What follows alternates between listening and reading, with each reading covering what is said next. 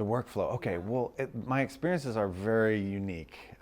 So when I worked inside the Hollywood industry making Kung Fu Panda, I was at a major studio, and yeah, it was a very deluxe kind of situation, and I was very, very lucky and fortunate to be given that opportunity. And what I the way I describe that process is I never got to see under the hood, especially when it comes to making computer animation. I didn't really do computer animation myself, so I got to just sit back and direct and tell the story and help the crew understand what the story was we were telling. And I got the luxury of being able to sort of sit back and really just direct the process. When I went to make The Little Prince, it was far more like making an independent movie. So we started the process in Europe, in Paris, did pre-production there, and then we did all the production actually in Montreal. And so we had funding coming from multiple different sources. We had multiple different companies that were involved in help making it happen. At the core of it, it's the same because it's all artists working on the project and artists trying to sort of fully realize the story. So on that level, it's about the same. But in making The Little Prince, I got to see under the hood. I got to understand in a deeper way of the process of making a movie in the computer and how complicated it actually is. And so, yeah, it was kind of shocking to sort of see behind the curtain and to kind of get deeper and deeper into the process of making the movie.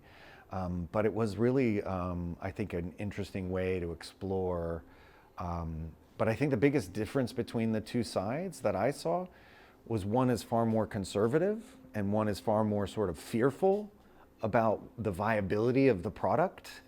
And but The Little Prince, I think there was a lot more artistic support. There was a lot more of an expectation that if we achieved what we were trying to do artistically, that the film would have more merit and more value.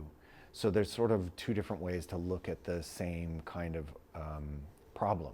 You know, everybody who's making a film wants it to be seen. They want it to be seen by as many people as possible and be appreciated by as many people as possible. But it creates a slightly different dynamic when you're within sort of the studio system.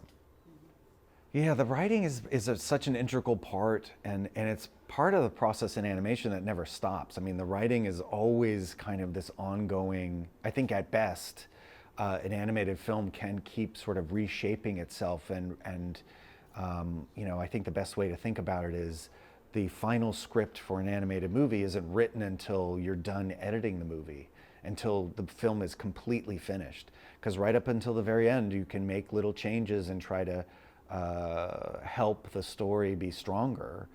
And so the writing process really happens throughout. It starts with a script. The story artists are rewriting the project. You're kind of rewriting as you go through editorial. And every time you do a record with your actors, you're playing around with the material and you're sort of rewriting the material. So I think it's probably the most vital part of the process to keep alive and to keep flexible, because you're going to constantly discover new ideas and new ways to help tell the story you're telling. Yeah, I kind of found stop motion as a way to combine all the things that I loved. It had sculpting, it had photography, light, you know, drawing, it kind of painting. Like it sort of ended up being a way I could do lots of different things that I really liked. But I think also that exploring handmade filmmaking, I think, helped me have an appreciation for sort of the craft and the art of animation, so that I have kind of brought that in. I love stop motion as a medium. I love the possibilities of the medium, but I also love all different kinds of animation, all different kinds of filmmaking. And I think, to me, the most exciting things are when we combine techniques.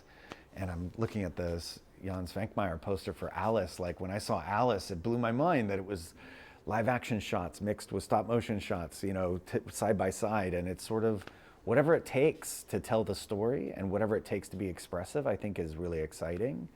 And I guess that's what gets my juices flowing as a filmmaker and as a storyteller. Industry. Well, what I always say, try to do your work that best reflects who you are as an artist. Don't try to develop work that you think will get you hired in a job, because ultimately your value as an artist or as a filmmaker is more based on who you are and what's unique about you. And so it's really important, I think, at this stage to find your voice as a filmmaker. That's what's going to give you value in the marketplace. There are lots of jobs, but if you want to tell stories and you want to be a filmmaker, you really have to start doing that as early as possible. Nobody's going to give you that chance. You have to kind of create that opportunity for yourself and create that chance for yourself. So that was kind of the best thing that I knew and I heard, and I'm really glad that I pursued making short films as a means of expression, because it just helped other people understand like who I was as a filmmaker, so that they could create opportunities for me, if that makes sense. Mm-hmm. Yeah. Yeah. Thank you very much, Mr. Osborne. Sure, thank you. It's a pleasure to be here.